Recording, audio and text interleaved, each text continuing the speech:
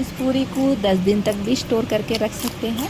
बिस्मिल्लाहिर्रहमानिर्रहीम, अस्सलाम वालेकुम, वेलकम टू सीमा स्टॉबल रेसिपी। आज हम बनाने वाले हैं मिलाद नबी स्पेसिकल दाल की पूरी बनाने वाले हैं। ऊपर से क्रंची अंदर से टेस्टी वाला हम दाल की पूरी बनाने वाले हैं। तो बिना देरी करे रेसिपी स्टार्ट करते हैं। आप मेरे चैनल में नए हो तो प्लीज़ सब्सक्राइब ज़रूर करिएगा। सबसे पहले यहाँ पर हम चने की दाल को भिगो के रखा है। तो पूरियाँ के लिए यहाँ पर चने की दाल को भिगो के रखना है। तो 2 से 3 घंटे के पहले चने की दाल को हम धो लिए हैं। धोने के बाद यहाँ पर भिगो के रखा है बस 2 से 3 घंटे पहले। तो अब हम इसे गैस पर रख देते हैं। जो हम चने की दाल से भजिया मिर्ची बनाते हैं ना, उसी को हम यहाँ पर लिया है। चने की दाल अच्छे से गल चुका है और ठंडा भी हो चुका है। ठंडा होने के बाद ये हम यहाँ पर मिक्सर जार में ऐड कर लेते हैं। तो आज हम हेल्दी पूरी बनाने वाले हैं। बहुत ज़्यादा हेल्दी भी है और टेस्टी भी है। तो चने की दाल आप चाहे तो कुकर में भी इसे गला सकते हैं। तो यहाँ पर मैं 1 से 2 घंटे भिगो कर रखने से ये अच्छे से गल चुका है। तो इसी का पानी मैं ऐड करती हूँ। जो दाल को उबला हुआ है ना, उसी का पानी हम यहाँ पर 2 से 3 चम्मच, यानी यहाँ पर ज़रूरत पे पानी को ऐड करिएगा। तो एक घनी यहाँ पर मैं बारीक पेस्ट बना है और दूसरा हम घनी दरदरा सा पीसा है। तो इस तरह यहाँ पर पीसने से बहुत ज़्यादा अंदर खाने के लिए मज़ेदार सा पूरी बनेगी। तो इसे हम साइड में रख देते हैं चने की दाल को। और यहाँ पर हम मैदा आटा लिया है। मैदा आटा 500 ग्राम और चने की दाल भी 500 ग्राम ही लिया है। बिस्मिल्लाहिर्रहमानिर्रहीम। तो यहाँ पर हम मैदा आटा लिया है 500 ग्राम और चीनी लेते हैं आधा चम्मच से कम हम बेकिंग पाउडर को ऐड करा है। केक वगैरह में यूज़ करते हैं ना, उसी को यहाँ पर लिया है बेकिंग पाउडर को। और आधा चम्मच यहाँ पर नमक ऐड करते हैं, बस थोड़ा सा ही नमक ऐड करिएगा। तो इस मैदा आटे में ना और थोड़ा सा हम घी को भी ऐड करते हैं मोइन के लिए। तो घी तो यहाँ पर 2 से 4 चम्मच तो ज़रूर जाएगा। तो घी ऐड करके इसे अच्छे से मिक्स कर लेते हैं। तो मैदा आटे की जगह यहाँ पर आप गेहूं का आटे को भी ले सकते हो।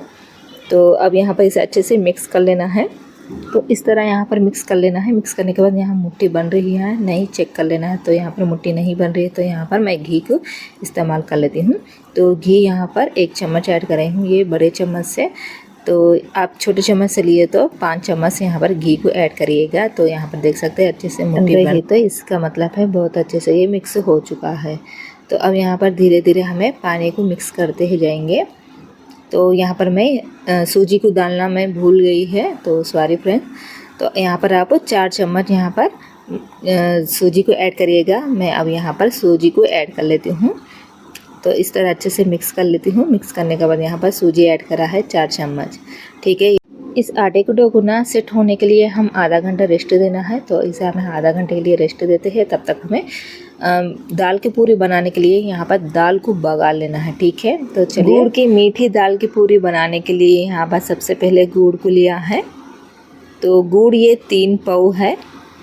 दाल 500 ग्राम लिया है और 500 ग्राम मैदा आटा लिया है। तो इस तरह यहाँ पर गुड़ को छोटे से पीसेस कर लेना है।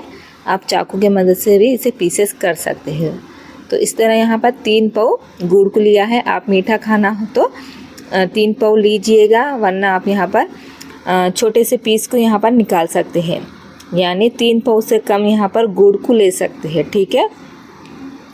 तो चलिए हम यहाँ पर गुड़ को बगाल लेते हैं। किस तरह बगाल लेना है तो देख सकते हैं आप। बिस्मिल्लाहिर्रहमानिर्रहीम। तो यहाँ पर गैस पे रख लिया है हम एक पतीला। तो उसमें ऐड कर लेते हैं हम गुड़। तो इस तरह हम गुड़ को ऐड करने के बाद यहाँ पर 2 मिनट के लिए इसे पकाना है, वही यहाँ से पानी रिलीज़ होगा। तो यहाँ पर हम बिल्कुल भी पानी ऐड नहीं करना है। पानी ऐड करने से ना दाल की पूरी ज़्यादा दिन नहीं रहेगी, इस बात का आप ध्यान रखिएगा। मैंने बताया हुआ तरीके से आप भी दाल की पूरी बनाएंगे ना, तो ये ज़्यादा दिन स्टोर करके रख सकते हैं, ठीक है। 5 से 6 दिन तक इसे स्टोर करके रख सकते हैं। आप चाहे तो इसे फ्रिज में रखेंगे ना, तो इसे 10 दिन भी रख सकते हैं, ठीक है। आराम से ये रह जाएगी 10 दिन तक। आप फ्रिज में रखने के से तो फ्रिज में से निकाल कर फिर दोबारा इसे तल कर खा सकते हो। तो इस तरह यहाँ पर मेल्ट होने के बाद, गुड़ मेल्ट होने के बाद यहाँ पर घी को ऐड करा है। तो 1 से 2 चम्मच हम बड़ा चम्मच से ऐड करा है। जो यहाँ पर गुड़ को लिया है तो यहाँ पर अच्छा वाला गुड़ को लीजिएगा, तो फ़िल्टर करने की ज़रूरत नहीं पड़ेगी। तो इस तरह यहाँ पर अच्छे से पका लेना है गुड़ को। तो गुड़ अच्छे से मेल्ट हो चुका है। जो यहाँ पर हम चने की दाल को पीसा है ना, तो उसी को हमें लिया है। बिस्मिल्लाहिर्रहमानिर्रहीम। चने की दाल के पेस्ट को हम इस गुड़ में ऐड कर लेना है। तो गुड़ यहाँ पर मेल्ट होने के बाद, यानी इसे 2 मिनट के बाद पकने के बाद ही यहाँ पर हम चने की दाल के पेस्ट को ऐड करा है। चने की दाल में भी हम पानी को ऐड नहीं करा है, जो हम उबले हुए दाल का ही पानी यूज़ करा है। तो पानी आप ऐड करना भी होगा तो आप यहाँ पर इसे अच्छे से पका लेने की ज़रूरत पड़ेगी। तो यहाँ पर मैं बिल्कुल भी पानी को ऐड नहीं करी हूँ, तो आपको पता है। तो चने की दाल यहाँ पर अच्छे से पकना है। पकने के लिए मैं गैस का फ्लेम को लो टू फ्लेम में रखती हूँ। तो दोबारा यहाँ पर देख सकते हैं, यहाँ पर हम कच्चा नारियल को लेते हैं।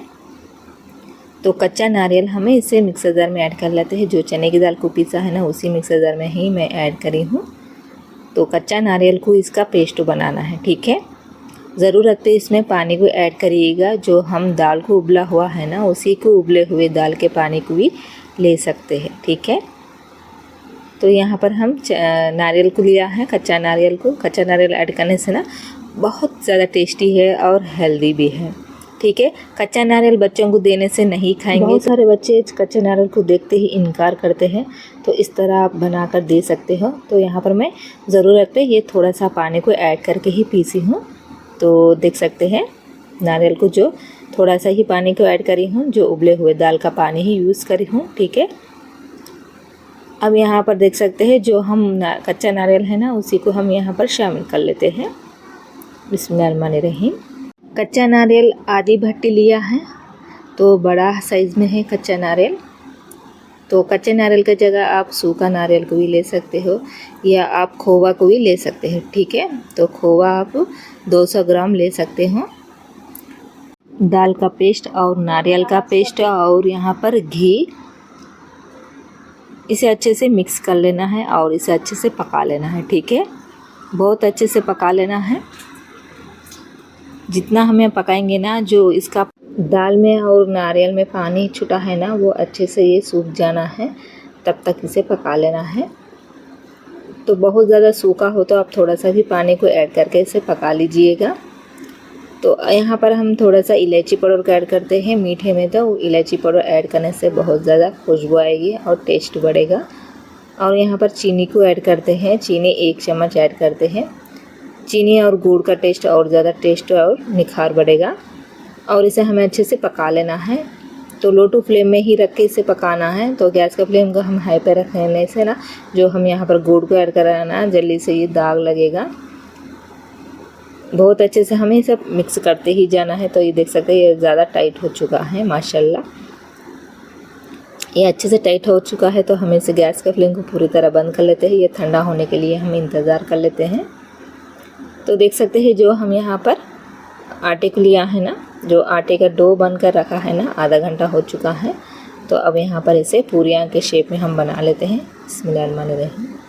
आटे का डो देख सकते हैं माशाल्लाह बहुत अच्छे से सॉफ्ट हो चुका है। तो यहाँ पर मैं गिरदा बेलन ले लेती हूँ और छोटा सा पेड़ा ले लेते हैं और थोड़ी सी हम खुश्की को ऐड करते हैं। तो पूरी को हम बेल लेते हैं।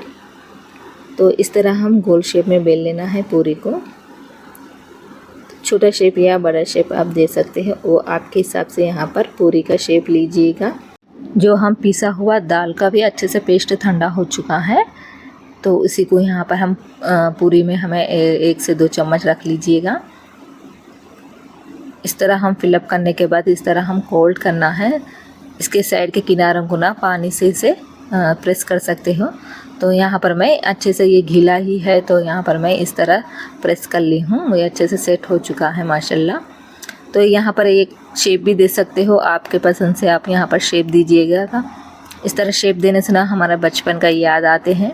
रात भर कुंडों की न्यास के जब इस तरह हम रात भर पूरियाँ बनाते थे, और बहुत लोग इसे वेराइटी शेप देते थे, बहुत अच्छा लगता था। तो अब यहाँ पर पूरी बना लिया है। बहुत बड़ा शेप देना है। पूरी का शेप देने के बाद यहाँ पर छोटा सा एक कटोरी की मदद से यहाँ पर शेप देना है, ठीक है। तो मीडियम साइज़ वाला कटोरा लीजिएगा, उससे यहाँ पर शेप दे सकते हो। इस तरह हम एक ही पूरी बनाकर इस तरह शेप देने से ना बहुत ही काम जल्दी हो जाएगा। फटाफट से यहाँ पर पूरियाँ बनकर रेडी हो जाएगी, ठीक है।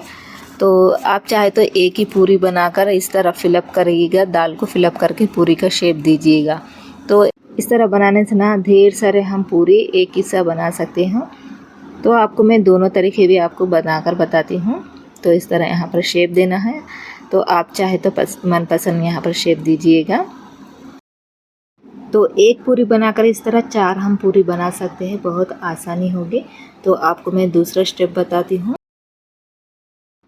थोड़ा सा हम आटे का पेड़ा लेना है, बस छोटा सा ही पेड़े को लेना है।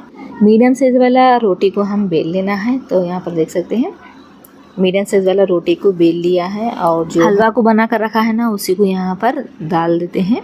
2 से 3 चम्मच आपके पसंद से यहाँ पर जितना भी यहाँ पर फिल कर सकते हो। तो हम राउंड से यहाँ पर हम थोड़ा सा पानी को गीला करते हैं किनारों पर। तो किनारों पर पानी ऐड करने से ना ये खुलेगी नहीं। इस किनारों को ना हमें हाथों से मदद से अच्छे से प्रेस करना है, क्योंकि हमारे आयल में ना ये फूटेगा नहीं। तो इस तरह अच्छे से इसे प्रेस करने के बाद इस चाकू के मदद से यहाँ पर डिज़ाइन देते हैं। आपकी जो पसंद यहाँ पर दे सकते हैं। इस तरह डिज़ाइन आपको जो अच्छा लगा है कमेंट कर बता सकते हैं। पूरियों का शेप थोड़ा भी आपको पसंद आए तो माशाल्लाह ज़रूर कर देना कमेंट में। बिस्मिल्लाह। आयल अच्छे से गर्म हो चुका है, तो हम धीरे धीरे करते हुए एक एक हम पूरी को ऐड कर लेते हैं। इस गर्मा गर्म आयल में ना एहतियात से यहाँ पर पूरी को डालिएगा, आपके ऊपर आयल ना गिरे। तो पूरी डालने के बाद तुरंत इसे मिक्स नहीं करना है, थोड़ा सा कलर चेंज होने के बाद ही हम चम्मच से मदद से अलट पलट कर लेते हैं। तो गैस का फ्लेम को हम यहाँ पर हाई पर रख देते हैं थोड़ी देर के लिए, और यहाँ पर आयल अच्छे से गर्म होने के बाद इसका लो टू फ्लेम रख देना है, और इसका कलर चेंज होने के बाद इसे हमें एक प्लेट में निकाल लेना है। माशाल्लाह पूरी का कलर देख सकते हैं, बादाम कलर आ चुका है, यानी प्यारा सा कलर लग रहा है। तो हमें इसे प्लेट में निकाल लेते हैं। बिस्मिल्लाहिर्रहमानिर्रहीम। तो माशाल्लाह अच्छे से फूल चुके हैं ये डबल साइज़ में। देखने से ही पता चल रहा है ये कितना अच्छे से डबल साइज़ हो चुका है।